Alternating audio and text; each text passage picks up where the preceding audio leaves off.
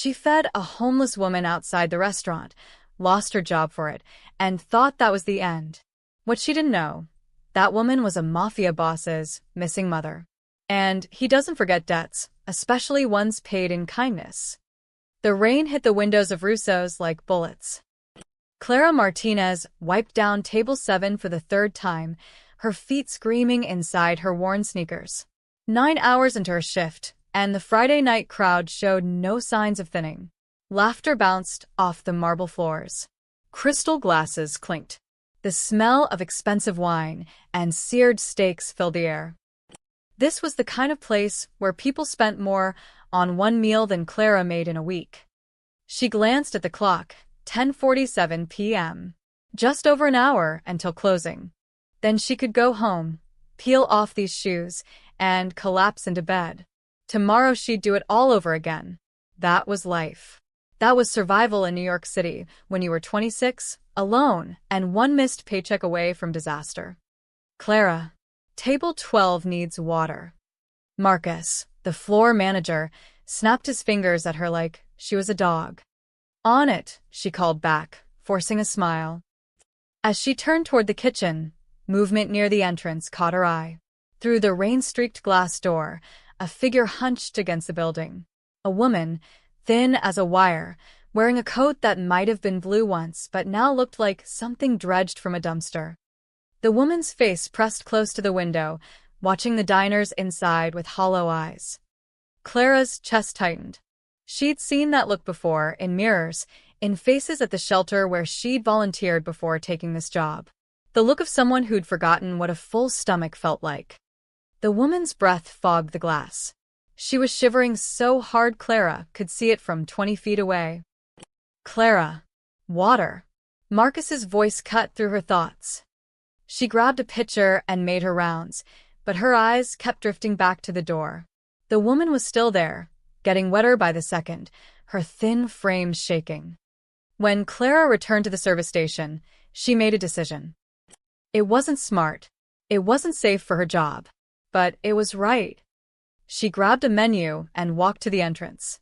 Behind her, Marcus was busy schmoozing a regular customer who tipped in hundreds. Good. She'd have maybe 5 minutes. Clara pushed open the door. Cold rain slapped her face. "Ma'am," she said softly. The woman jerked back, startled. Up close, she looked 60, but was probably 40. Her face was weathered like old leather, her gray hair plastered to her skull. But her eyes, God, her eyes were the saddest thing Clara had ever seen. "I'm sorry," the woman whispered. I didn't mean to." "Would you like to come inside?" Clara asked. "Get out of this rain?"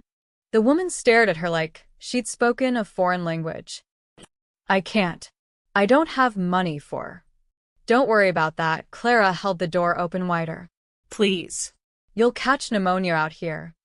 For a long moment, the woman didn't move. Then, slowly, she stepped inside. Clara led her to a corner booth, the least visible spot in the restaurant. A few heads turned. A woman in pearls wrinkled her nose. A man in a suit whispered something to his date, and they both smirked.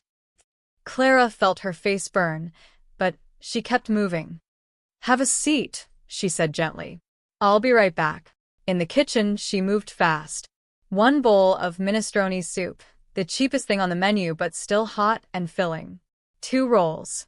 A glass of water. She paid for it from her tips, money she'd been saving for her electric bill. Whatever. The electric company could wait 1 more day. When she brought the food out, the woman's eyes filled with tears.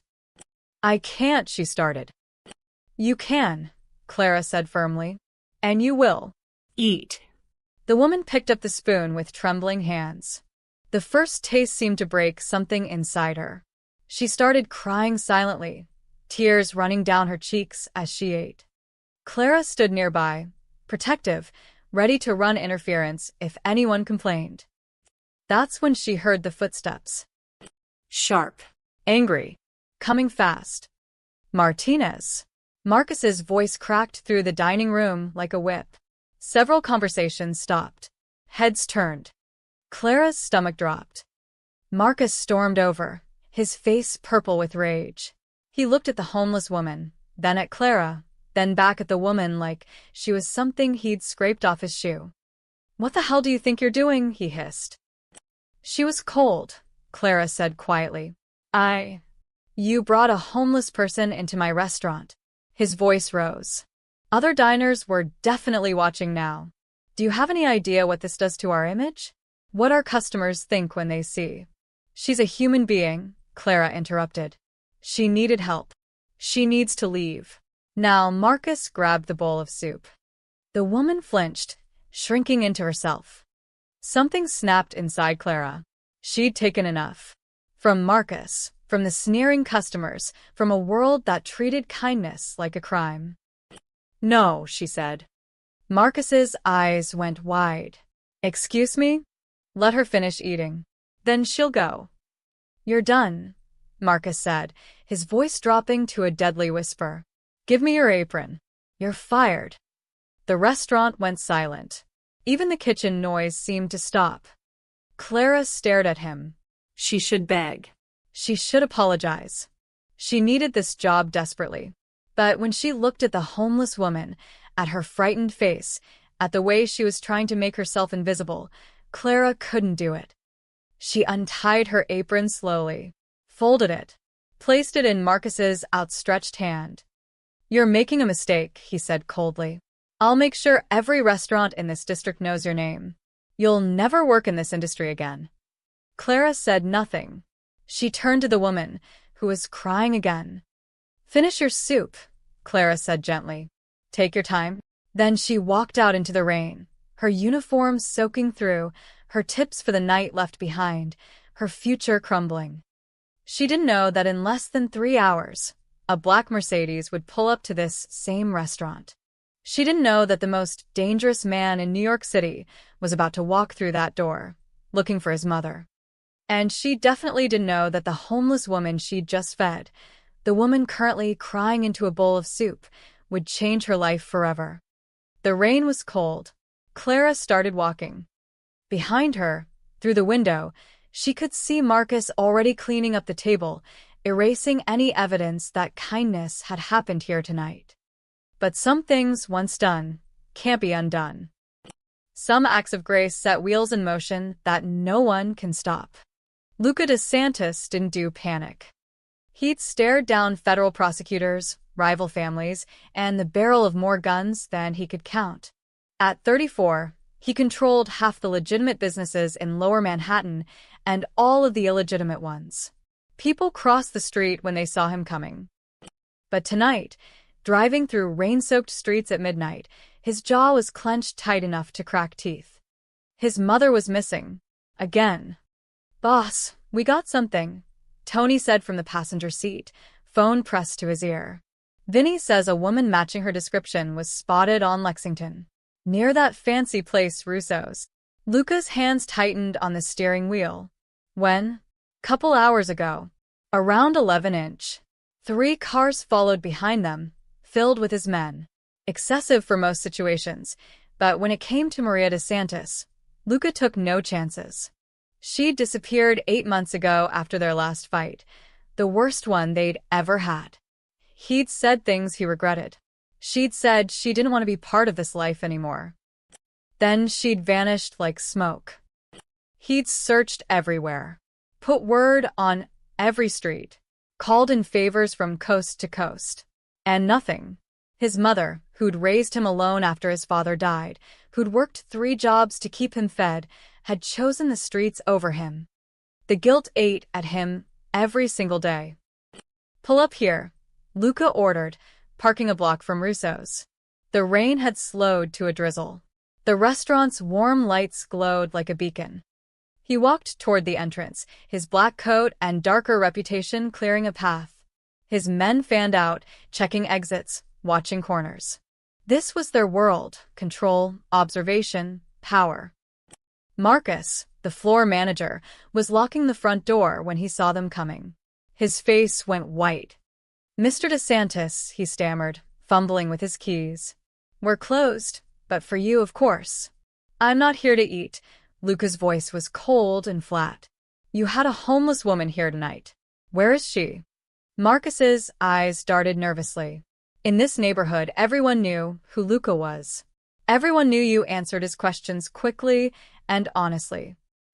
There was. Yes, earlier. But she's gone now. Left hours ago. Tell me everything.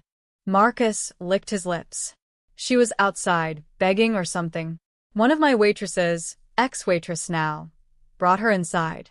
Fed her. I handled the situation and terminated the employee immediately. We don't tolerate. The woman. Luca cut him off. What did she look like? Old. Gray hair. Dirty. Probably mentally ill, you know how they. What did she look like? Luca stepped closer. His voice didn't rise, but the temperature in the air seemed to drop 10 degrees. Marcus's throat bobbed. Thin. Maybe 5'4". Gray hair, kind of long. She had, I don't know, brown eyes? She didn't cause trouble. Just ate some soup and left. Brown eyes. 5'4". The right age. Luca's chest constricted. Which way did she go? I don't know. East, maybe? Look, Mr. DeSantis, I'm sorry if she was someone you. The waitress who fed her. Luca interrupted. What's her name? Marcus blinked, confused by the question. Clara Martinez. But I fired her. She violated our. Where does she live? I can't give out employee information. Luca just looked at him. Didn't say a word. Didn't move. Just looked. Marcus cracked in 5 seconds. I'll get her file. While they waited, Tony touched Luca's arm. Boss, we got 3 teams searching the area. If she's nearby, we'll find her. Luca nodded, but his mind was racing. His mother had been here. Hungry. Cold. Alone. While he'd been sitting in his penthouse drinking scotch, she'd been begging outside a restaurant window. The failure crushed him. Marcus returned with a personnel file, hands shaking as he handed it over. Luca flipped it open. Clara Martinez's photo stared back at him.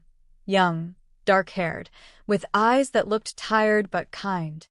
Tell me exactly what happened, Luca said quietly. Marcus explained the whole scene. How Clara had brought the woman inside, fed her from her own tips, refused to send her away even when ordered, got fired protecting someone she didn't even know.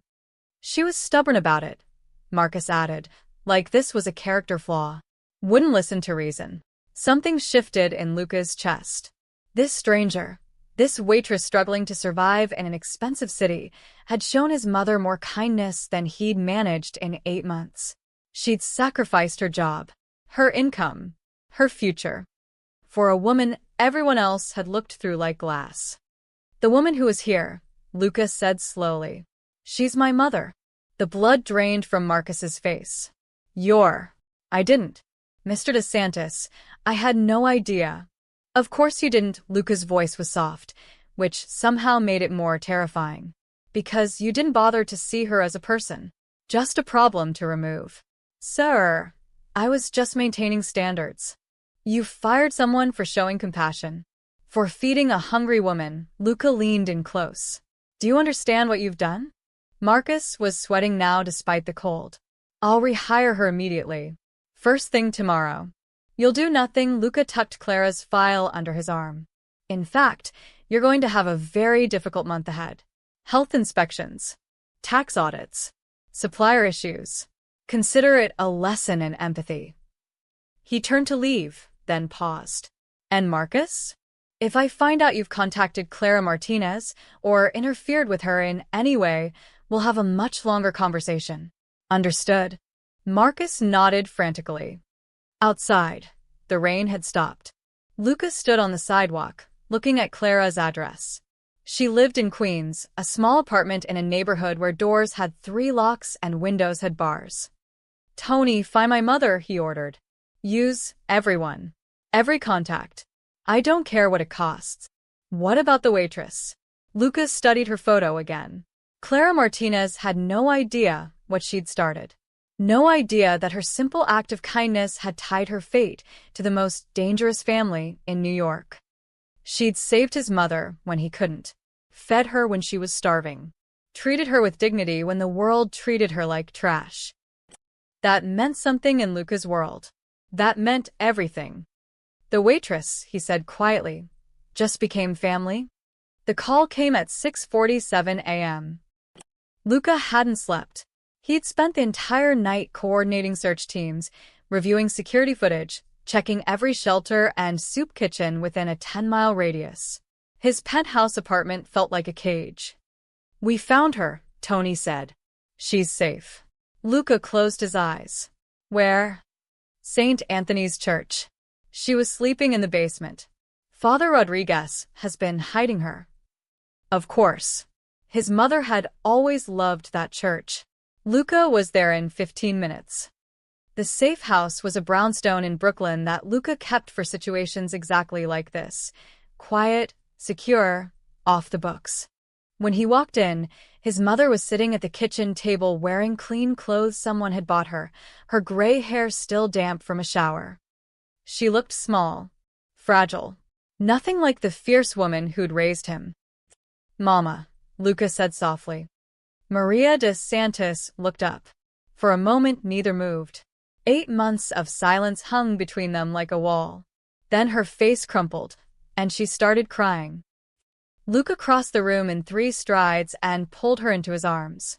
She felt like bird bones, so thin he was afraid he'd break her.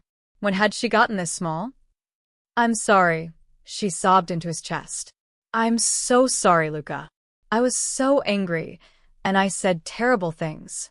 Shuh. I know, Mama," his voice cracked. "I said terrible things too." They held each other for a long time. Outside, his men gave them privacy. Inside, the most feared man in New York cried with his mother. Finally, they sat. Luca poured her coffee, watched her wrap her hands around the mug like it was precious. She still had that habit, he remembered, from the years when hot coffee was a luxury they couldn't always afford. "Why didn't you call me?" he asked. "Why the streets?" Maria stared into her cup. "I was ashamed.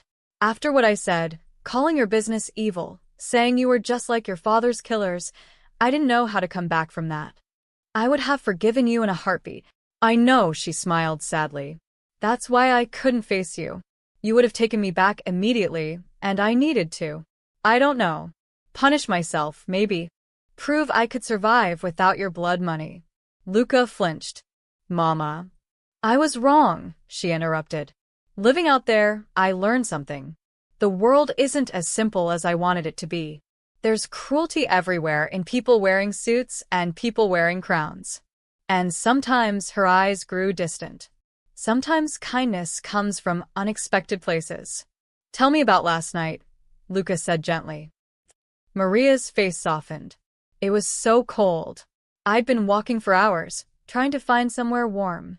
Then I saw this restaurant, all lit up, people inside eating like they'd never known hunger." She paused. "I wasn't going to go in. I just wanted to look through the window. Remember what warmth felt like." Luca's jaw tightened, but he said nothing. Then this young woman came outside. She was a waitress. I could tell from her uniform. And Luca, she looked at me. Really looked at me. Not through me, not past me. At me. Maria's eyes filled with tears again. She asked if I wanted to come inside. "Clara," Luca said. "You know her name?" "I know everything about her now." Maria nodded slowly. She took me to a corner table. Brought me soup. Hot, fresh soup that I didn't have to beg for, didn't have to steal. She paid for it herself. I heard her tell the cook to take it from her tips. Her voice broke. Do you know what that meant? Someone who probably struggles to pay rent, giving me food from her own pocket. Luca felt something twist in his chest.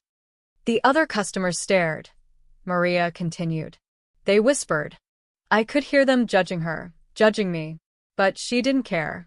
She stood right there like a guard, making sure I could eat in peace. She looked at her son. When that manager came over, screaming at her, calling me names, she defended me. Lost her job for me. For a stranger. She didn't know who you were. Exactly. Maria grabbed his hand. That's what made it real. She didn't help me because I was connected to power or money. She helped me because I was hungry. Because I was human. Tears spilled down her cheeks. I forgot what that felt like, Luca. Being seen as a person. She gave me that. Lucas stared at their joined hands. His mother's were wrinkled now, marked by months on the street. He thought about Clara Martinez and her tiny apartment in Queens, probably awake right now worrying about rent, about bills, about how she'd survive losing her job. She'd given away money she couldn't afford to lose. Sacrificed a job she desperately needed. All for a woman she'd never see again. No strings. No angles. Just kindness. In Luca's world, everything had a price. Loyalty was bought. Favors were traded. Trust was a weapon. But Clara had operated outside all of that. She'd acted from something purer, something Luca had almost forgotten existed. I need to thank her, Maria said. Is there a way? I'll handle it, Luca said quietly. Luca, please don't scare her. She seemed so gentle. He thought about that. About how his world must look from outside. The violence, the fear, the darkness. Clara Martinez had stepped into that darkness without knowing it. She'd touched his life in a way nobody had in years. She'd reminded him what goodness looked like. I won't scare her, he promised. But Mama, she helped you. In my world, that means something. That means she's under my protection now, whether she knows it or not. Maria studied his face. She did something kind, Luca. Don't turn it into something else. I'm not, he squeezed her hand. I'm making sure the world doesn't punish her for being kind. There's a difference. His mother looked like she wanted to argue, but exhaustion won. She'd been running on empty for months. Now, finally safe, her body was demanding rest. Sleep, Luca said. We'll talk more later. As he tucked her into bed in one of the safe house rooms, Maria caught his wrist. That girl saved more than my life last night, she whispered. She saved my faith that people can still be good. Don't lose sight of that. Luca nodded. But as he left the room and pulled out his phone, scrolling to Clara's address, he knew something had shifted. Clara Martinez had shown kindness to his mother when he'd failed to find her. She'd protected Maria when he couldn't. She'd given dignity to the one person in the world he loved more than his own life. In Luca DeSantis' world, debts like that didn't go unpaid. By noon the next day, Luca knew everything about Clara Martinez. He sat in his office overlooking the city, reading through the file his people had compiled. Tony stood nearby, waiting. She's clean, boss, Tony said. I mean, squeaky clean. No criminal record. Not even a parking ticket. Luca flipped through pages. Clara's entire life laid out in black and white. Born in El Paso, Texas. Mother died when she was 16, cancer. Father, Miguel Martinez, construction worker, raised her alone after that. She'd gotten a scholarship to community college, studied hospitality management. Then her father had a stroke 3 years ago. Clara dropped out, moved to New York for better job opportunities. Sent money home every month for his care. He was in a nursing facility now. The bills were drowning her. Employment history? Luca asked. 4 restaurants in 3 years. Good references from 3 of them. Left each one for slightly better pay. Russo's was her best gig yet until last night. Tony paused. She works hard, boss. Picks up every extra shift. Never calls in sick. Luca studied her photo again. In it, she was smiling, probably for some employee badge. But even in that smile, he could see the exhaustion. The weight she carried. Connections? Friends? Not many. A roommate, Jenny Chun, nursing student. They share a 1-bedroom in Queens. Clara takes the couch. Tony consulted his notes. Couple of friends from her old restaurants, but she doesn't go out much. No boyfriend. No social media presence except a dead Facebook account from college. No support system, Luca thought. Just like his mother had been. Alone in a city that chewed people up. Debts. Tony's expression darkened. That's the rough part. Her father's nursing home costs $4,000 a month. Medicare covers some, but Clara's on the hook for $2,000 monthly. She's been juggling credit cards, taking out small loans. She's current on everything, but barely. What else? Medical debt. Hospital bills from 2 years ago. Tony flipped a page. Looks like she had an emergency appendectomy. No insurance at the time. She's been making minimum payments, but he trailed off. How much? 18,000. Down from 23. She pays $100 a month. Luca did the math. At that rate, it would take her 15 more years to pay it off. 15 years of interest piling up, of collection calls, of that debt hanging over her head like a sword. All because she'd gotten sick and had the audacity to not die from it. What about her apartment? Luca asked. Month-to-month lease. Rent's due in 5 days. $1,100. Tony met his eyes. Boss, she paid for your mother's soup with her tip money. That was probably grocery money. Maybe even rent money. Something cold settled in Luca's chest. Clara had given his mother food she couldn't afford to give, had sacrificed income she desperately needed. And now she had no job at all. Where is she now? Home. Been there since she got fired. According to the roommate, she's been applying to jobs online all morning. Tony hesitated. Boss, what are you thinking? Luca stood, walked to the window. Far below, the city moved like an anthill. Millions of people, all struggling, all fighting to survive. Most of them invisible to people like him. Clara Martinez had every reason to walk past his mother. She was broke, tired, barely hanging on herself. But she'd stopped. She'd cared. That meant something. The medical debt, Luca said quietly. I want it gone. How do you want to? Anonymously. Set up a payment through one of our shell companies. Make it look like, I don't know, a hospital billing error. A charity program. Something she'll believe. Tony nodded, making notes. And Tony? Make sure it's clean. No traces back to me. No strings attached. She doesn't need to know where it came from. Got it.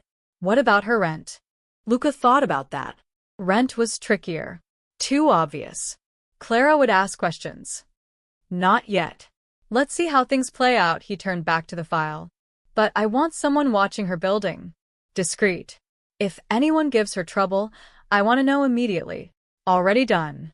Polly's on it. Good. Luca flipped through more pages. Clara's college transcripts, straight A's until she dropped out. Letters of recommendation from professors. One called her extraordinarily compassionate and dedicated. Another said she had a gift for making people feel valued. His mother had felt valued last night, maybe for the first time in 8 months. What about her father? Luca asked. Miguel Martinez, 62. Partial paralysis from the stroke. He's at Sunrise Senior Living in El Paso.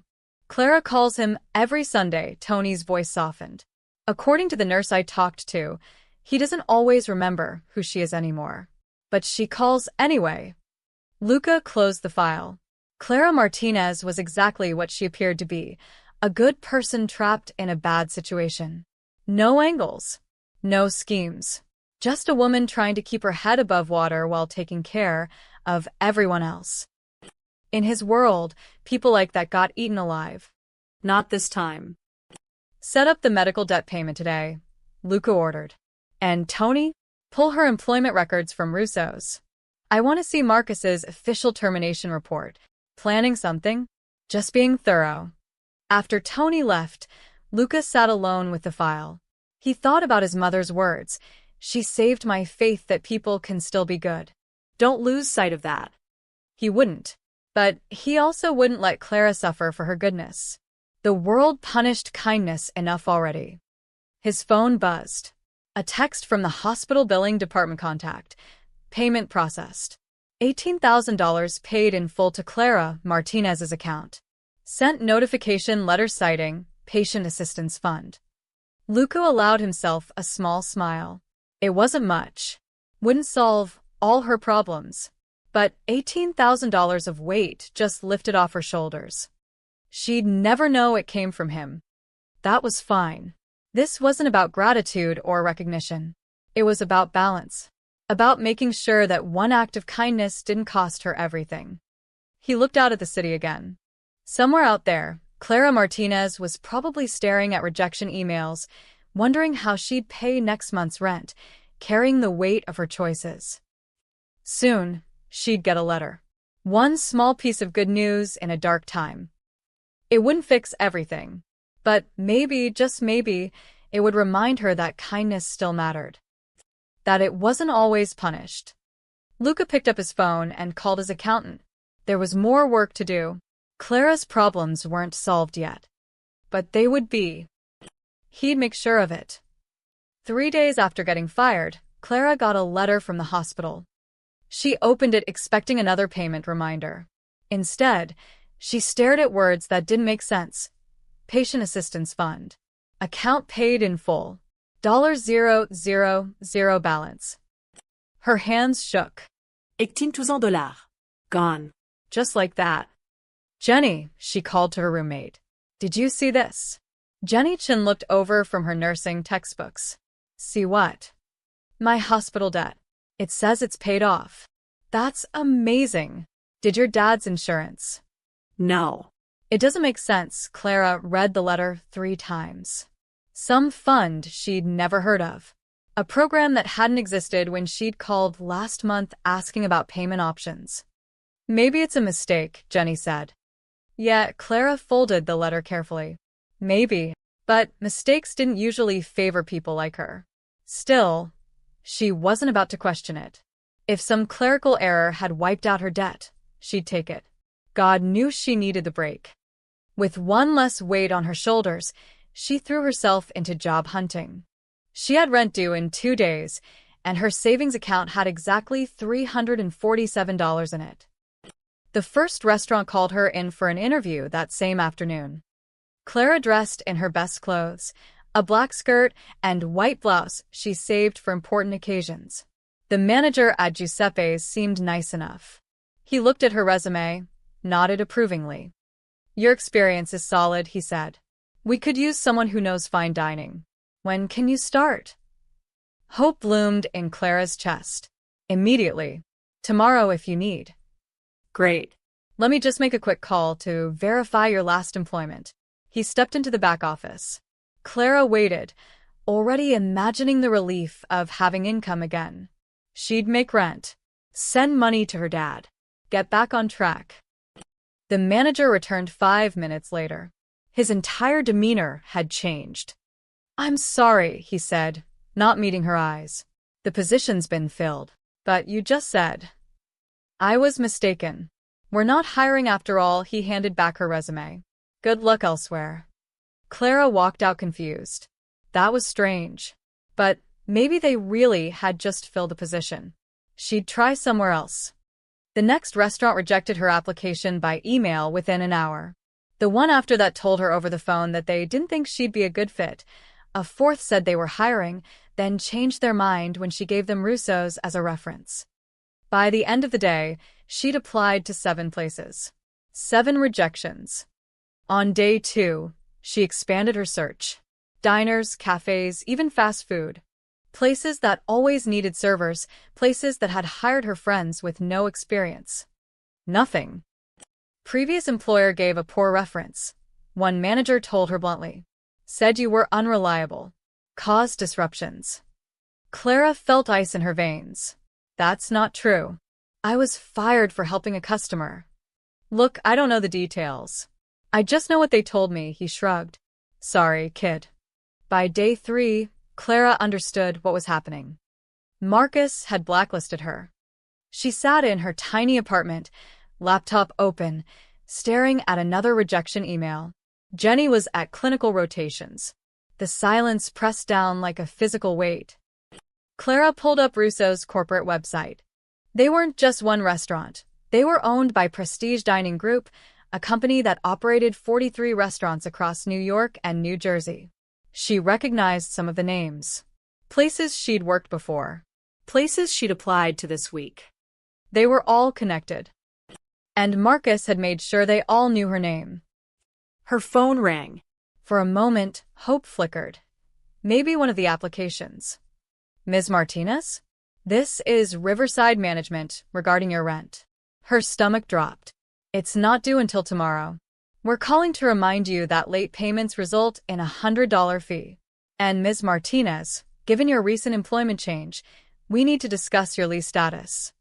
My lease is month to month. I can pay. See that you do. The woman's voice was cold. We have a waiting list for this unit. We'd hate to have to replace you. The call ended. Clara sat there, phone in hand, feeling the walls close in. She had enough for this month's rent. Barely. But next month? The month after? Her laptop dinged. Another rejection email. This one from a diner in Brooklyn where she'd had a good conversation with the owner. After further consideration, we've decided to pursue other candidates. Clara closed her laptop. She wanted to scream, To cry. To throw something. Instead, she just sat there numb. She'd helped a hungry woman. That was it. That was her crime. And now she was being systematically punished for it. Blacklisted. Blocked from working. Branded as problematic. Was this how the world worked? Was this what happened when you tried to do the right thing? Her phone buzzed. A text from her dad's nursing home. Reminder. October payment due October 20th. Please confirm receipt of funds. 3 days away. $2,000 she didn't have. Clara put her head in her hands. For the first time since her mother died, she felt truly hopeless. She'd been poor before, struggled before, but she'd always had options, always had something to fight toward. Now every door was slamming shut, and she couldn't even tell her father what was happening. On their Sunday calls, he barely remembered her name. How could she explain that she was failing him? Maybe it was a mistake, she whispered to the empty apartment. Maybe I should have just looked away. But even as she said it, she knew she couldn't have. That woman, that cold, scared, hungry woman had needed help. Clara couldn't have walked past her any more than she could have stopped breathing. She'd made her choice, and now she was paying for it. Clara stood, walked to the window. Outside, the city glittered with lights. Millions of people living their lives, chasing their dreams, fighting their battles. Most of them would never know her name, never know she existed. She was just another casualty in a city that had no mercy for the kind. Her phone buzzed again. Another rejection. She didn't even bother reading it. Rent was due tomorrow. Her father's payment in 3 days. And she had no job, no prospects, and no way out.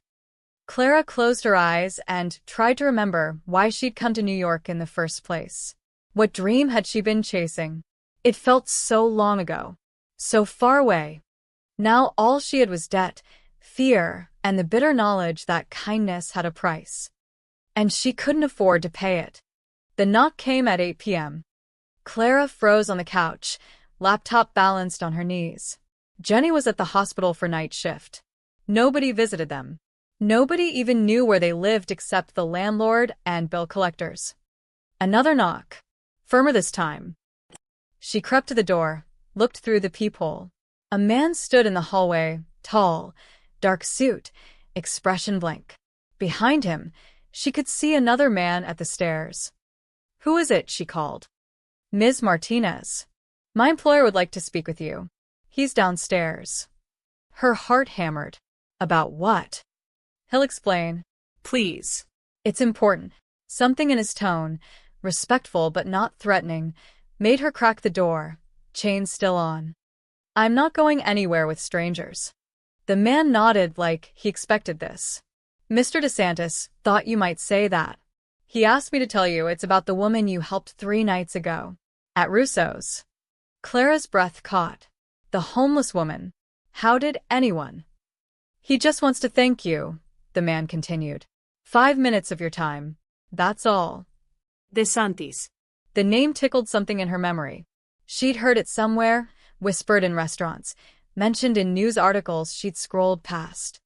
Is this about getting fired? She asked. Because I didn't sue or anything. I'm not looking for trouble. No trouble. Just gratitude. The man's expression softened slightly. The woman you fed was his mother. Clara's mind reeled. His mother? That frail, scared woman was someone's mother. Someone who sent men in suits to track down waitresses. Someone powerful. I'll come down, she said finally. But I'm not getting in any cars. Fair enough. Clara grabbed her jacket, hands shaking. She followed the man downstairs, acutely aware of Mrs. Chun from 3B peeking through her door, of Mr. Rodriguez stopping on the stoop to stare. On the street, a black Mercedes idled at the curb. Neighbors stood on their stoops, pretending not to watch. This was a neighborhood where black Mercedes meant either weddings or trouble, and nobody was dressed for a wedding. The rear door opened. A man stepped out. Clara's first thought was that he looked younger than she expected. Mid-30s maybe, with dark hair and darker eyes. He wore an expensive coat and moved with the kind of confidence that came from never being told no. Her second thought was that he looked dangerous. Not in an obvious way. He wasn't glaring or posturing, but something about him. The way other people unconsciously stepped back, the way the very air seemed to shift, screamed power. Ms. Martinez, his voice was smooth, controlled. Thank you for coming down. I'm Luca DeSantis. He extended his hand. Clara shook it automatically. His grip was firm, but gentle. I understand my associate told you why I'm here, he continued. He said the woman I helped was your mother. She was. She is. Something flickered in his eyes. Pain, maybe. You showed her kindness when she needed it most. I wanted to thank you personally. Clara glanced around. Half her building was watching from windows now. You didn't have to come here. You could have called. Some things should be said face to face. Lucas studied her carefully. Do you know who I am, Ms. Martinez? She thought about lying, but something told her he'd see through it. I've heard the name. You're connected. A ghost of a smile. Connected is polite. Most people use different words. He gestured to the building stoop. May we sit? I promise this won't take long. Against her better judgment, Clara sat. Lucas settled beside her, close enough to talk quietly, but far enough to not feel threatening. His men fanned out, watching the street. My mother left home 8 months ago, Lucas said quietly. We had a fight. She said some things. I said some things. Then she disappeared. His jaw tightened. I looked everywhere. Used every resource I have. And I have considerable resources. Clara stayed quiet, sensing he needed to say this. I couldn't find her. My own mother, and I failed to protect her. He looked at Clara directly. But you, a stranger working a long shift, barely getting by, you saw her. You helped her. You gave her food from your own tips. You lost your job defending her. How do you know? I know everything, Ms. Martinez. It's my business to know, he said it without arrogance, just fact. I know Marcus blacklisted you. I know you can't get hired anywhere. I know your rent is due, and your father needs care. Fear crept up Clara's spine. Are you threatening me? No, Luca's voice softened. I'm thanking you, and I'm offering to fix what was broken. Fix how? The blacklist can disappear. Marcus can be encouraged to retract his statements. Doors that close can reopen. He met her eyes. You helped my mother. Let me help you. Clara's instincts screamed warnings. This man was dangerous. Whatever help he offered would come with strings, with debts, with complications she couldn't afford. I don't want your money, she said. I'm not offering money. I'm offering to correct an injustice. By doing what? Threatening people? Breaking laws. Clara stood. I appreciate you thanking me, Mr. DeSantis. But I help people because it's right, not because I expect payback. Lucas stood too, and God, he was tall. But he didn't move closer. You're scared of me, he observed. I'm cautious. Smart. He pulled out a card, handed it to her. Heavy stock, embossed lettering. Just a phone number. I'm not asking you to accept anything tonight. But if you need help, real help, call that number. Clara took the card, not sure why. I can handle my own problems. I'm sure you can. You seem very capable. Something warm entered his expression. But sometimes capable people need help too. There's no shame in that. He started toward his car, then paused. My mother asked about you. She wanted me to tell you she's safe now. Warm. Federal. Because of you. Clara's throat tightened. I'm glad. She also said to tell you, Lucas smiled slightly, that the soup was the best she'd ever had. Before Clara could respond, he slid into the Mercedes. The door closed. The car pulled away smoothly, followed by two others she hadn't noticed. Just like that, he was gone.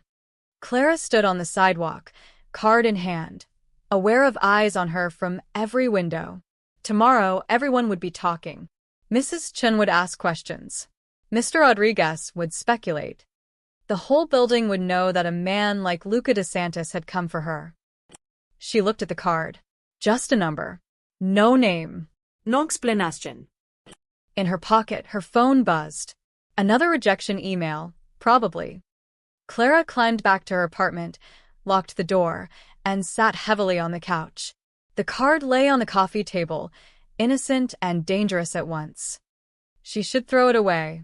Should pretend tonight never happened. Should keep struggling on her own like she always had.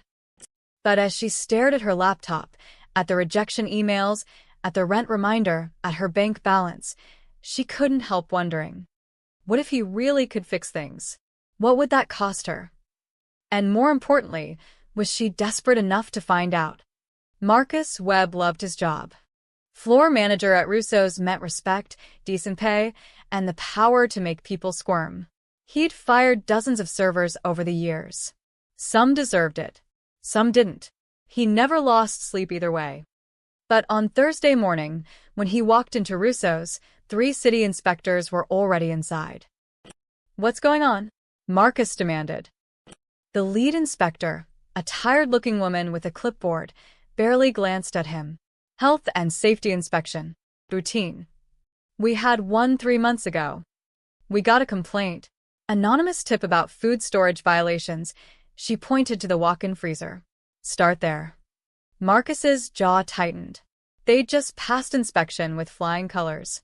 There were no violations. This was harassment. The inspection took 4 hours. They found everything: a freezer running half a degree too warm, expired permits that were actually current but filed under old paperwork, a grease trap that needed cleaning 2 weeks earlier than scheduled. Violations Marcus knew weren't really violations. Just technical nonsense that could be weaponized. "We're shutting you down for 48 hours, the inspector said. "Until these issues are corrected." "That's insane. It's Friday. We have reservations for 200 people tonight." She handed him citations. "Should have maintained your equipment." Marcus called his district manager, who called his boss, who called corporate. Within an hour, lawyers were involved. The violations mysteriously held up under scrutiny. Every technicality was ironclad. Russo's closed for the weekend. Marcus spent Saturday dealing with angry customers and corporate executives who blamed him for everything. Sunday brought a new problem. Their meat supplier, the same company they'd used for 8 years, didn't deliver. "What do you mean you can't deliver?" Marcus shouted into his phone. "System shows your account's been flagged," the supplier said. "Payment issues." "We don't have payment issues. We pay on time, every time. I'm just reading what the system says. You'll need to sort it with accounting." Marcus called accounting. They couldn't find any flags. Called the supplier back. Now suddenly their warehouse was having inventory issues. He switched to their backup supplier. Same story. Then the third option. By Monday, Marcus realized something was wrong. Not accident wrong. Deliberately wrong. Tuesday brought the auditor. IRS. Marcus stared at the badge. There must be a mistake. Prestige Dining Group is being audited for tax irregularities, the woman said calmly. "We need access to your financial records. All of them." Marcus wasn't in charge of taxes, that was corporate, but he had to facilitate, which meant opening books, providing receipts, explaining every transaction from the past 3 years. He called his boss, Jerry Chen, the regional director. "What the hell is happening?" Marcus demanded. "I don't know." Jerry sounded panicked. The auditor said someone sent anonymous documents to the IRS. Bank records. Expense reports. Things that should have been private. What kind of documents? The kind that show we've been creative. With our tax strategies, Jerry's voice dropped. Marcus, this is bad. Really bad. If they find what I think they'll find, we're looking at fines. Maybe criminal charges. Marcus felt sweat bead on his forehead. I didn't do anything wrong. Yeah, well, you're the public face of our flagship restaurant. Guess who they're going to talk to first? The line went dead. Over the next 3 days, everything fell apart. Supply chains stayed broken. City inspectors showed up again, fire marshal this time, then building safety. Each visit found tiny violations that somehow required major fixes. Russo's could only open for limited hours. Customers complained. Online reviews tanked. Corporate started asking questions about Marcus's management. And through it all, Marcus felt eyes watching him. Nothing obvious. Just A sense that someone, somewhere, was orchestrating this. On Thursday, exactly 1 week after firing Clara, Marcus got a call from an unknown number. Hello. Silence. Then a man's voice, calm and cold. You blacklisted someone you shouldn't have. Marcus's blood went cold. Who is this? Doesn't matter. What matters is that you're going to fix it. Call every restaurant in your network. Tell them Clara Martinez was an excellent employee. Tell them you made a mistake. I don't. You have until end of business today. If you don't, tomorrow brings new problems. Tax fraud allegations. OSHA violations. Maybe even immigration audits on your kitchen staff. I'm sure everyone's documentation is perfect, right? The line clicked off. Marcus stood there, phone shaking in his hand. He should call the police. Should report threats. But something told him that wouldn't help. Something told him that whoever was calling had the power to make good on every threat. He thought about Clara Martinez, about the homeless woman, about that night. And slowly he understood. By 3 p.m., Marcus had called 15 restaurants. His pride choked him with every word, but he made the calls. Clara Martinez. Excellent worker. Mistake on my part. Highly recommend. The blacklist evaporated like morning fog. Meanwhile, across town, Clara was making lunch when her phone rang. Giuseppe's. The restaurant that rejected her on day 1. Ms. Martinez? This is Giuseppe's. We had a position open up. Would you be interested in interviewing? Clara blinked. You said you weren't hiring. Scheduling changed. Can you come in tomorrow? Before she could answer, another call beeped through. The diner in Brooklyn. By evening, Clara had received 6 calls. 6 restaurants suddenly interested. Some apologetic. We reviewed your application again, others straightforward. We have an opening after all. She sat on her couch, staring at her phone in disbelief. This didn't just happen. Restaurants didn't call back rejected applicants. Not in this city. Not unless. Her eyes drifted to the card on the coffee table. The one she'd been trying to ignore for 3 days. Luca de Santis. No, she whispered. He didn't. But of course he had. The timing was too perfect. The sudden reversals, too convenient. He'd done something. Fixed things, like he'd promised. And she hadn't even called him. Clara picked up the card, turned it over in her hands. Part of her felt relief. She could work again, could pay rent, could breathe. But another part felt something darker. Debt. She didn't ask for this. Didn't want to owe a man like Luca DeSantis. But wanting didn't matter. He'd acted, and now consequences would follow. In his world, everything had a price. Clara just didn't know what hers would be yet. Her phone rang again. Another restaurant. Another opportunity. She answered with shaking hands, accepting the interview, playing the grateful job seeker. But inside, she felt the threads tightening, felt the web expanding around her. Luca had said he wasn't asking for anything, but men like him didn't give without expecting something in return. The question wasn't if he'd collect. It was when. Clara took the job at Giuseppe's. It wasn't her first choice. The pay was slightly less than Russo's, but they'd called first, and she needed income immediately. 3 days of training, then she was back on the floor, carrying plates and forcing smiles. It felt good to work again. Normal. Like maybe her life was getting back on track. She was wrong. The first sign came on her second shift. A man at table 6 kept watching her. Not the usual creepy customer stare, this was different. Calculated. Like he was memorizing her movements. When she brought his check, he smiled. "You're new here. Started this week," Clara said politely. "Giuseppe's is lucky to have you," he handed her a credit card. "I heard you came from Russo's." Clara's instincts prickled. "That's right. Shame what happened there. All those inspections, supply problems. Bad luck, his smile never reached his eyes. Or maybe not luck at all." She processed his payment quickly, hands steady despite her racing heart. "Will there be anything else?" Just a thought, he pocketed his receipt. Sometimes when powerful people take interest in someone, it attracts attention. "You should be careful, Ms. Martinez." He left before she could respond. Clara stood frozen, his words echoing. When powerful people take interest in someone. She'd been so careful. Kept her head down, worked her shifts, avoided talking about Luca or that night. But somehow, people knew anyway. The city had eyes, and they were watching her. 2 days later, it happened. Clara was walking home from the subway, half a block from her building, when a sleek gray car pulled alongside her. Not aggressive, just keeping pace. The passenger window rolled down. A man leaned out, mid-40s, expensive suit, perfect hair. He looked like a banker or lawyer. Respectable. Dangerous. "Ms. Martinez? I'd like to speak with you." Clara kept walking. "Not interested. Just 5 minutes. I promise it's worth your time." I said no. The car stopped. The man got out, moving to block her path. Up close, she could see he wasn't alone. A driver waited in the car, watching.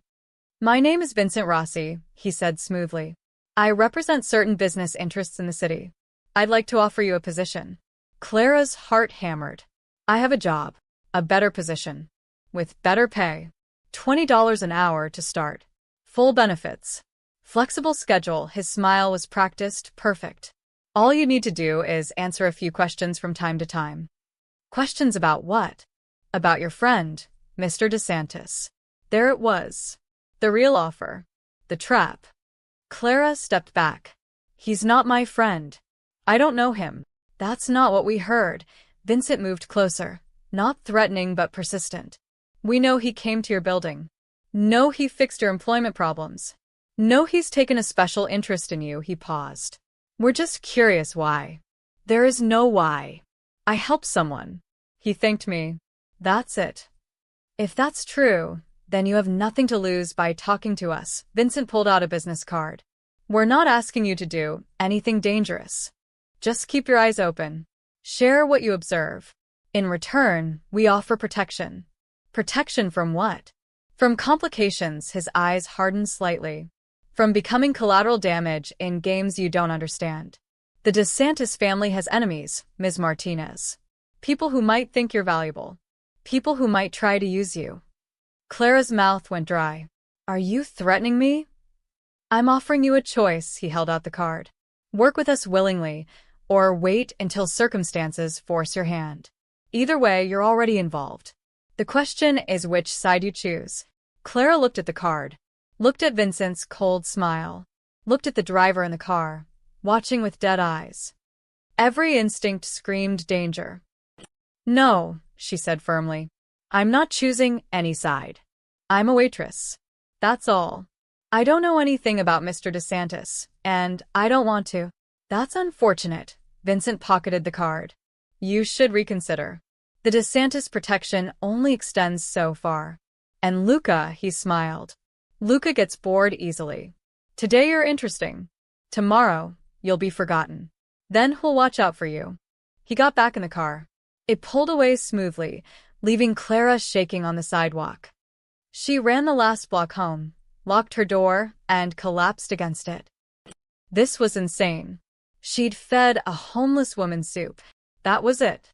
One act of kindness, and now strange men were following her, offering money for information, talking about protection and enemies. Her phone buzzed. Unknown number. Clara almost didn't answer, but something made her pick up. Ms. Martinez, a different voice this time. Calm, professional. This is Tony Greco. I work for Mr. DeSantis. Her breath caught. How did you? Someone approached you 10 minutes ago. Vincent Rossi. We need to know exactly what he said. Clara felt her skin crawl. They'd been watching. The whole time, someone had been watching. How do you know that? We keep an eye on people important to Mr. DeSantis. Tony's tone suggested this was obvious. Did Rossi threaten you?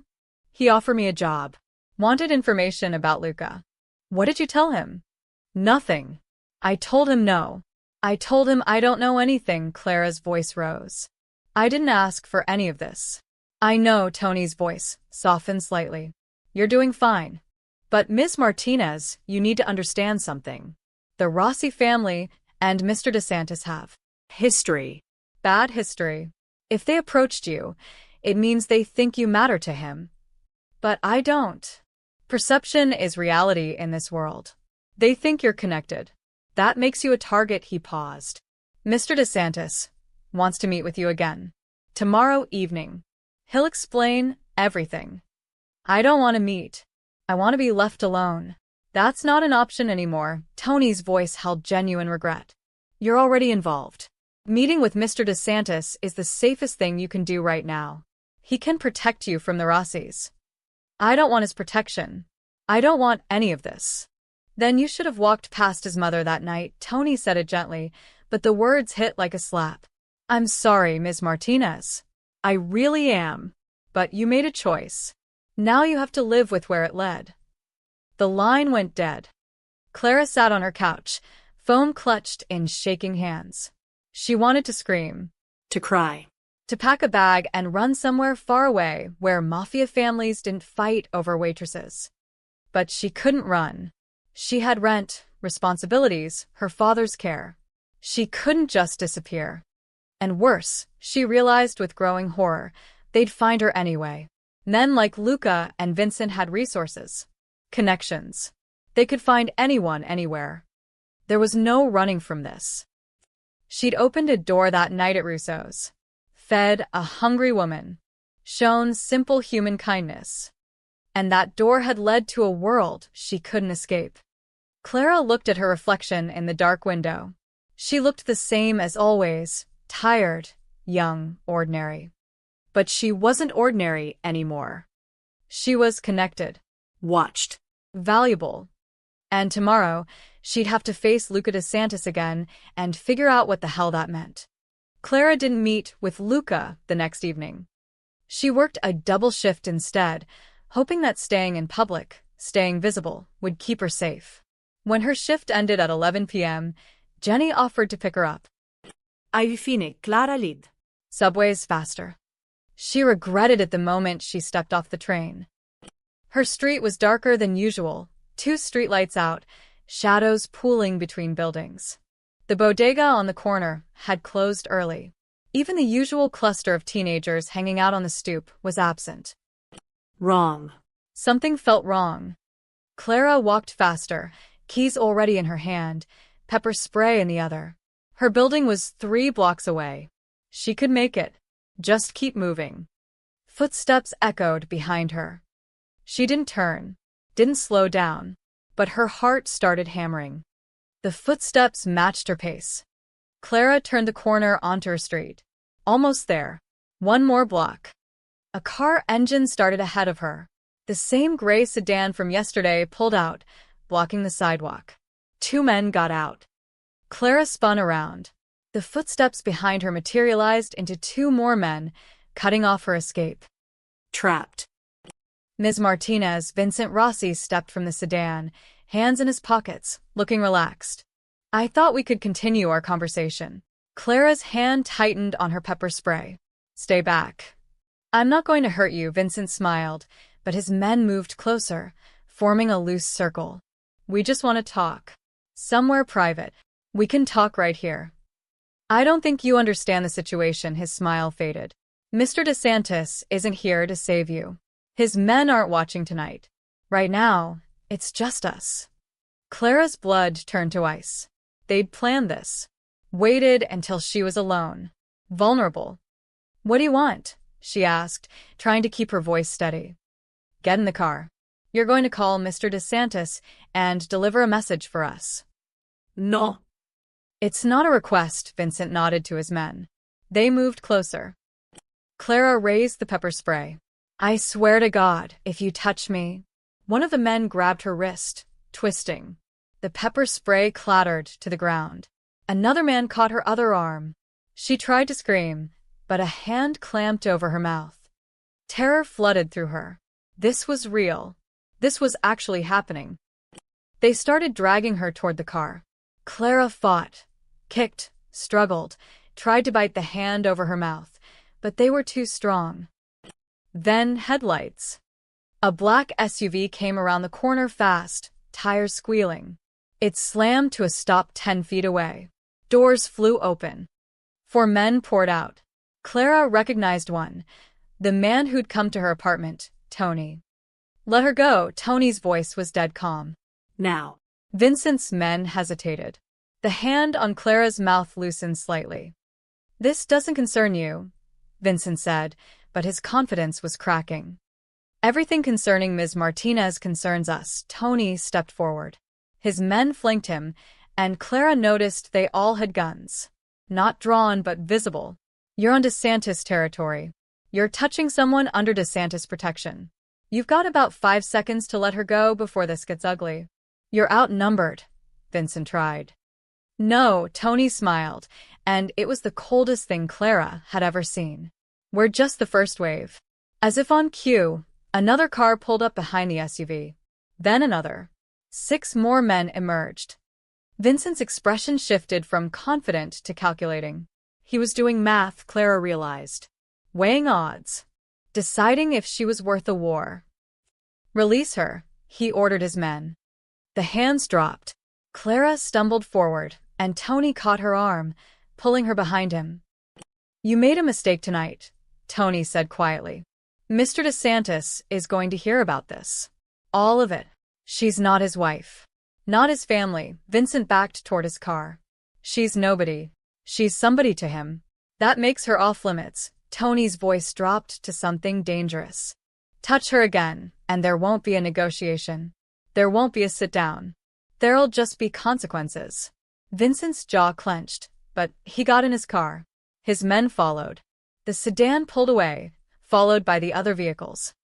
The moment they were gone, Clara's legs gave out. Tony caught her before she hit the ground.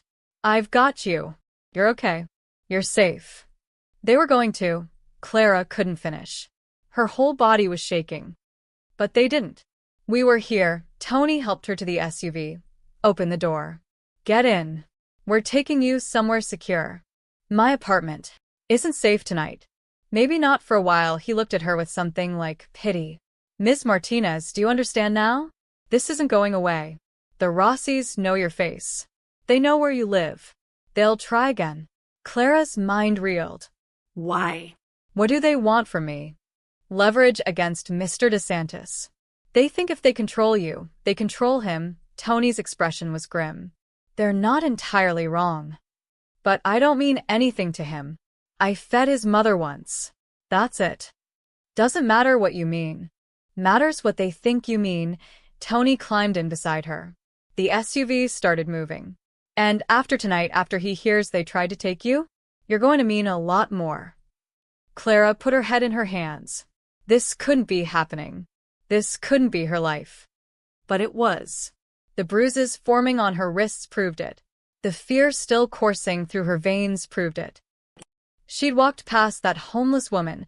She'd be home right now watching TV with Jenny. Safe. Free. Instead, she'd shown kindness. And kindness had led here, to being grabbed on dark streets, to becoming a pawn in someone else's war. Where are you taking me? She asked quietly. To Mr. DeSantis. He needs to see her okay. Needs to. Tony paused. Needs to know what they did. Clara looked out the window. The city blurred past. Somewhere out there, Vincent Rossi, was planning his next move. Somewhere, other men were watching, calculating, deciding what she was worth. And somewhere, Luca DeSantis was about to find out that someone had tried to hurt something he'd claimed as his. Clara didn't know much about the Mafia, but she knew enough to understand that men like Luca didn't forgive threats to what was theirs. Blood would answer blood. Violence would answer violence. And she, kind, ordinary Clara Martinez who just wanted to help people, was going to be the reason for it. The SUV drove through the night, carrying her toward a conversation she wasn't ready to have, with a man she couldn't afford to be connected to. But Choice had left the building 3 nights ago, along with her apron and her old life. Now there was only survival, only protection, only Luca, whether she wanted it or not. The safe house was quiet when they arrived. Clara was led to a small sitting room with comfortable furniture and warm lighting. Nothing like the cold, stark space she'd imagined. Tony brought her tea she didn't drink, then left her alone. She sat there for 20 minutes, bruises darkening on her wrists, replaying the attack over and over. When the door opened, Luca walked in alone. No bodyguards. No entourage. Just him, looking more exhausted than she'd ever seen a man look. His tie was loose, his usually perfect hair slightly disheveled. But his eyes burned with something cold and furious. He looked at her wrists first, the bruises, then at her face. Did they hurt you anywhere else? His voice was carefully controlled. No. They grabbed me, but your men came before. Clara swallowed. Before anything else happened. Luca nodded slowly. He sat across from her, not close, giving her space. For a long moment he said nothing, just looked at her with an expression she couldn't read. I'm sorry, he finally said. Clara hadn't expected that. For what? For putting you in danger. For not anticipating that the Rossis would move this quickly. His jaw tightened. For being the reason you're sitting here with bruises instead of safe in your home. It's not your fault. It is. Luca leaned forward, elbows on his knees. The moment I walked into that restaurant looking for my mother, the moment I learned what you did for her, I made you visible. I put a spotlight on you without your permission. And tonight, you paid the price. Clara wrapped her arms around herself. What happens now? Now I make sure it never happens again. Something dark crossed his face.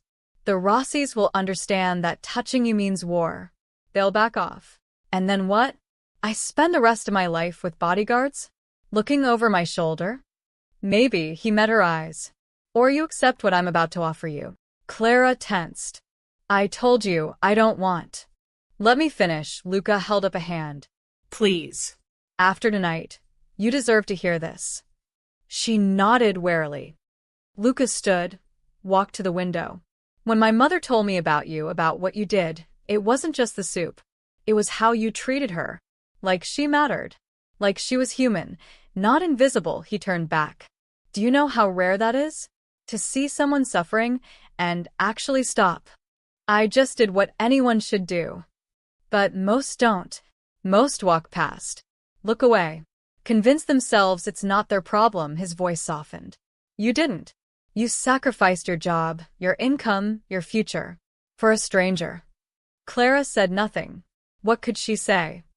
My mother hasn't smiled like that in years, Luca continued. She told me the soup was good, but what made her cry was being seen. You gave her dignity when everyone else gave her disgust. He moved back to his chair, sat down. I've been thinking about that. About what it means. And I realized something. He looked directly at her. You shouldn't be punished for having a good heart. You should be empowered to use it. I don't understand. I want to fund a community food network. Kitchens across the city where people, homeless, struggling, anyone who needs it, can get hot meals. Not charity. Not handouts. But real food, served with respect. His eyes held hers. And I want you to run it. Clara stared. What? You have full control. Budget, locations, hiring, everything. I'll fund it completely through my legitimate businesses. No dirty money. No strings. He leaned forward. This isn't about me owning you, Clara. It's about letting you do what you already want to do, help people, but with resources that actually make a difference. I'm a waitress. I don't know how to run. You know what hungry people need because you've been there. You understand dignity because you gave it to my mother when no one else would. Luca's voice was earnest now, almost pleading. I'll give you advisors, managers, whatever support you need. But the vision, the heart, that comes from you. Clara's mind spun. A food network, feeding people across the city, with real funding, real support. It was everything she'd dreamed about when she volunteered at shelters, but never imagined she could actually do. Why me? She whispered. Because you proved you care. Because you lost everything for one bowl of soup, which means you'll fight like hell when you have real resources behind you, he paused. And because my mother asked me to. Your mother? She's staying with me now. Safe. Federal. She told me that what you gave her, that moment of kindness, saved more than her body. It saved her faith that good people still exist. Luca's voice cracked slightly. She wants you to give that to others. Not pity. Not charity. But real, human connection. One meal at a time. Tears burned Clara's eyes. She'd fed one woman. One. And now? I don't know if I can do this, she admitted. I think you can. I think you're exactly the person who should. Luca pulled out a folder, set it on the table between them. This is a proposal. Locations. Budget. Timeline. Look it over. Think about it. But Clara, he met her eyes. This isn't payment. Isn't obligation. This is me giving you the tools to do what you were already willing to sacrifice everything for. Clara looked at the folder. At the bruises on her wrists. At this dangerous, powerful man offering her something that actually mattered. If I say yes, she said slowly, does this mean I'm part of your world? Part of all this? It means you're under my protection. But the work? The food network? That's yours. Clean. Legal. Something you can be proud of, he stood. Take the night. Read the proposal. Tomorrow, when you're ready, call me. He walked to the door, then paused. My mother is asking about you. She'd like to meet properly. Thank you herself, he glanced back. She's the only person I've ever truly respected, Clara. And she respects you. That means something in my world. It means everything. After he left, Clara sat alone with the folder. Her hands shook as she opened it. Inside were plans for 5 kitchens across the city. Budgets that made her gasp. Hundreds of thousands of dollars. Architectural drawings. Staffing proposals. A mission statement written in someone else's hand, but somehow capturing exactly what she would have said. To feed the hungry with dignity. To see the invisible. To remind people they matter. Clara closed her eyes. She thought about that cold night. About the woman shivering outside the window. About the choice that had led her here. She'd lost her job that night. Lost her safety. Nearly lost her freedom. But maybe, just maybe, she'd found something bigger. A purpose. A way to turn one act of kindness into thousands. If she was brave enough to take it. Clara spent 5 days thinking about it. 5 days reading and rereading the proposal. 5 days lying awake at night, imagining the kitchens, the people they could feed, the difference they could make. 5 days talking herself into it, then out of it, then back and again. She was a waitress. A dropout. Someone who could barely keep her own life together. How could she run something this big? But every time she decided to say no, she remembered that woman's face. The gratitude in her eyes. The way eating that soup had made her cry. If Clara could do that for one person, what could she do for hundreds? Thousands? On the 6th day, someone knocked on her apartment door. Clara checked the peephole, then froze. Maria DeSantis stood in her hallway alone, wearing a simple blue dress and looking nothing like the woman from that rainy night. She'd gained weight. Her hair was clean and styled. But her eyes, those same sad, kind eyes, were unmistakable. Clara opened the door. MRS. DeSantis. Please call me Maria, the older woman smiled. May I come in? Clara stepped aside, suddenly embarrassed by the tiny apartment, the couch she slept on, the dishes in the sink. But Maria didn't seem to notice. She looked around with the appreciation of someone who'd slept on streets. "You have a lovely home," Maria said. "Small, but full of warmth. I can tell." They sat. Clara made coffee, her hands nervous. "I wanted to see you," Maria said. "To thank you properly." Face to face, she reached out, took Clara's hand. "What you did for me that night, you didn't have to. You had every reason not to. I couldn't just leave you there. Most people do." Most people did. Maria's eyes glistened. "I was invisible, Clara. For 8 months I lived on those streets, and I was invisible. People looked through me like I was glass. Like I didn't exist. I'm sorry that happened to you. Don't be sorry. Be proud." Maria squeezed her hand. "Because you saw me. You gave me soup, yes. But more than that, you gave me proof that kindness still exists. That people can still care about strangers." Clara felt tears building. "I lost my job." "I know. And I'm sorrier about that than I can say." Maria paused. "But Luca told me about his offer. The Food Network." "I don't know if I can do it," Clara admitted. "I'm not qualified. I've never run anything. What if I fail?" Maria laughed softly. "Do you know what qualified me to raise my son alone after his father died? Nothing. I was 23, broke, terrified. But I did it anyway because he needed me to." She looked at Clara intently. "You're not being asked to be perfect. You're being asked to care. And you've already proven you know how to do that. But this is different. This is big. Important. Then make it even bigger." Maria's voice grew stronger. "You gave me soup. Now, I want you to give hope to others. Thousands of others. People like I was, cold, hungry, forgotten. You can remind them they matter." Clara wiped her eyes. "What if I mess it up? Then you'll fix it. That's what people like us do. We survive. We adapt. We keep going." Maria smiled. "Besides, you won't be alone. Luca will support you. I'll support you. You'll have teams, resources, everything you need." Why does he care this much? It was just soup. It was never just soup. Maria's voice softened. It was dignity when I had none. It was proof that my life still had value. And for my son, who spent 8 months searching for me, who blamed himself for losing me, it was proof that good people still exist in this hard world. She paused. "You saved my life, Clara. Maybe not medically, but in every way that matters. Let us help you save others."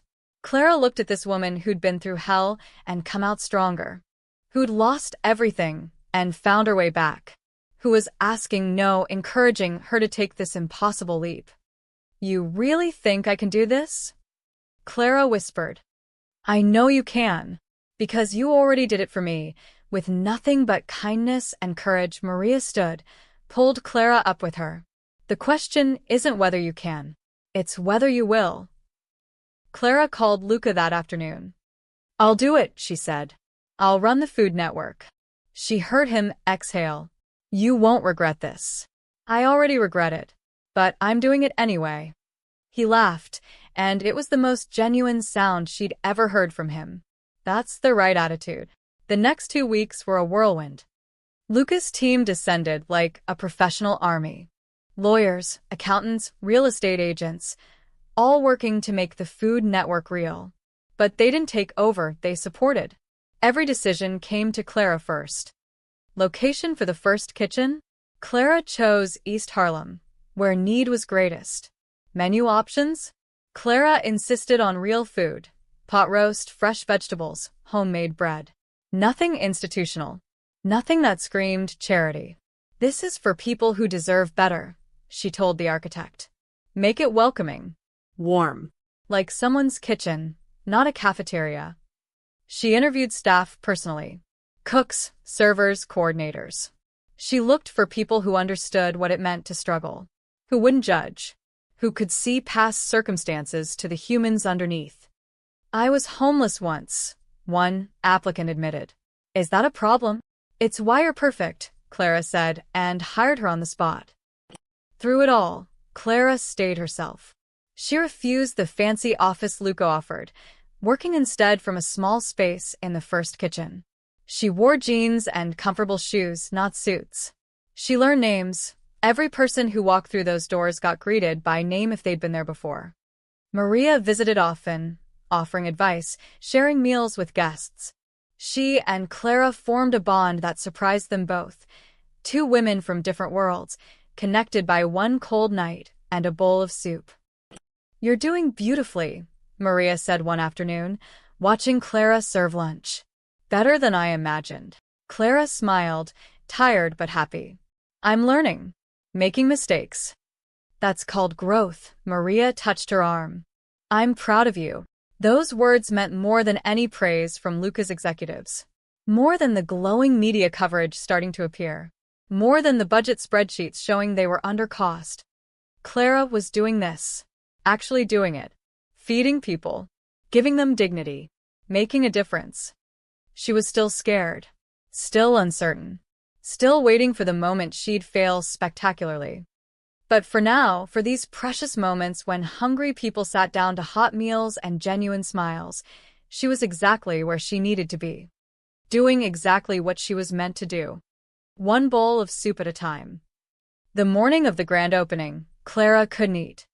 She stood in front of her mirror, adjusting the simple blue dress Maria had helped her pick out. Nothing flashy. Nothing expensive. Just professional enough for the cameras, but still her. "You look perfect," Jenny said from the doorway. "I can't believe this is happening." Clara couldn't either. 3 weeks ago, she'd been fired for feeding a homeless woman. Today, she was opening the first location of Hope Kitchen, a food network that would eventually span the entire city. Outside the East Harlem location, the street was already packed. News vans lined the block. Reporters tested microphones. Neighbors crowded the sidewalk, curious and excited. Someone had strung up lights. Someone else had brought flowers. The building itself looked beautiful. Warm brick exterior, large windows showing the gleaming kitchen inside. A hand-painted sign above the door. Hope Kitchen, where everyone belongs. Clara arrived an hour before the ceremony. Inside, her staff, 12 people she'd personally hired, were making final preparations. The smell of fresh bread filled the air. Soup simmered on industrial stoves. Everything was ready. "Clara." Maria appeared, radiant in a gray dress. She pulled Clara into a hug. "Today's the day." "I'm terrified," Clara admitted. "Good. That means you care," Maria smiled. Come. "There's someone here to see you." In the back office, Luca stood looking at framed photos Clara had hung on the walls. Pictures of people the kitchen had already served during soft opening week. Faces smiling over meals. Dignity restored, one plate at a time. "You did this," he said quietly. "Built something real. Something that matters." "You funded it," Clara countered. "Money's easy. Vision is rare." He turned to face her. "You ready for the circus out there?" No. "But I'm doing it anyway." He smiled, that rare, genuine smile she'd only seen a handful of times. "My mother would be proud." I'm proud. Before Clara could respond, Tony appeared in the doorway. "It's time, boss." The ceremony was held on the sidewalk. A small stage had been erected, a red ribbon stretched across the entrance. Clara stood between Luca and Maria, facing a sea of cameras and curious faces. The crowd was bigger than she'd imagined. Neighbors, press, local politicians. But also, Clara's throat tightened, people she recognized. Homeless individuals from the neighborhood. People who'd eaten at Hope Kitchen during test runs. They stood in the back, watching. For them, she reminded herself. This is for them. A city councilwoman spoke first, talking about community initiatives and public-private partnerships. Words that meant little to Clara, but seemed to satisfy the cameras. Then Luca stepped to the microphone. The crowd quieted immediately. Even people who didn't know his face knew his presence. He commanded attention the way the sun commanded the sky, inevitable, undeniable. 3 weeks ago, Luca began, his voice carrying easily. Someone in this city did something simple. Something that should be ordinary, but has become extraordinary. She fed a hungry woman, gave her soup and bread, and, most importantly, dignity. He paused, looking at Clara. That woman was my mother, and the person who helped her was Clara Martinez. Cameras flashed. Reporters leaned forward. This was news. Luca DeSantis, known businessman with rumored connections, publicly acknowledging a personal story. Clara didn't know who my mother was. Didn't know helping her would cost Clara her job, her income, her safety. Luca's voice hardened slightly. She helped because it was right. Because someone was suffering and she couldn't look away. He gestured to the building behind them. Hope Kitchen exists because of that moment. Because Clara proved that kindness still matters in the city. That seeing people, really seeing them, can change everything. He looked directly at Clara. She's not just the director of this network. She's family. And this kitchen represents what family should be, a place where nobody is invisible. Where everyone deserves a seat at the table. The crowd applauded. Maria was crying. Clara felt her own tears threatening. Luca stepped back, offering Clara the microphone. She took it with shaking hands, looked out at all those faces, at the cameras that would broadcast this across the city, at the homeless individuals in the back who'd come to see if this place was real. I'm just a waitress, she said simply. I don't have fancy speeches prepared. But I know what it's like to struggle. To worry about rent and bills, and whether you'll make it another month. She swallowed. And I know what it feels like to be invisible. Her eyes found Maria, who nodded encouragement. Hope Kitchen isn't charity. It's community. Everyone who walks through these doors will be treated with respect. Fed with care. Seen as human beings who matter. Clara's voice grew stronger. Because that's what we all deserve. That's what that woman deserved 3 weeks ago, when I gave her soup. That's what everyone deserves, every single day. She looked back at the building, at her staff visible through the windows, ready to serve. So come eat with us. Talk with us. Be part of something that says we still care about each other in this city. Clara smiled through tears. One meal at a time. The applause was thunderous. Maria handed Clara the scissors. Together, Clara, Luca, and Maria, they cut the ribbon. It fell away, and the doors opened. People flooded inside. Reporters followed, cameras rolling. But Clara noticed the homeless individuals entering last, hesitant, checking if this was really for them. She walked over personally. Welcome to Hope Kitchen, she said to an older man she recognized from the neighborhood. Would you like lunch? His eyes filled with tears. Really? Really? Come on. As she led him inside, as her staff began serving meals, as reporters interviewed Maria, as Luca watched from the corner with something like pride, Clara felt it. She'd been fired for feeding one woman, lost everything for one bowl of soup. But that soup had led here, to this moment, to this place where hundreds would be fed, where dignity would be served alongside every meal, where kindness had built something that would outlast them all. Clara looked at Maria across the crowded kitchen. The older woman smiled, mouthed thank you. No, Clara thought. Thank you. For being cold that night. For being brave enough to accept help. For leading me here. She turned to serve another plate, another person, another moment of connection. One bowl of soup had changed everything. And it was only the beginning.